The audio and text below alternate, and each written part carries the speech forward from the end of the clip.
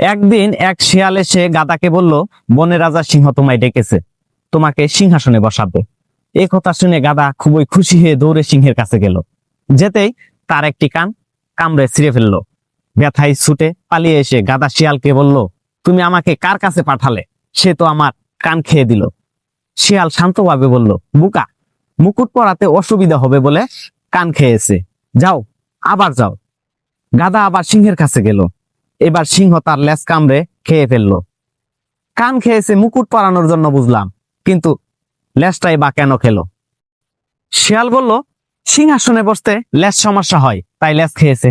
তৃতীয়বার গাধা আবার সিংহের কাছে গেল। এবার আর রক্ষা পেল না, সিংহ তার পুরো শরীর খেয়ে ফেললো।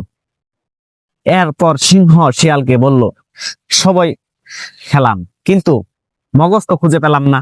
শিয়াল বলল, গাধার যদি সত্যি মগজ থাকতো তাহলে দুইবার প্রতারিত হওয়ার পর তৃতীয়বার আবার ফিরে আসতো না।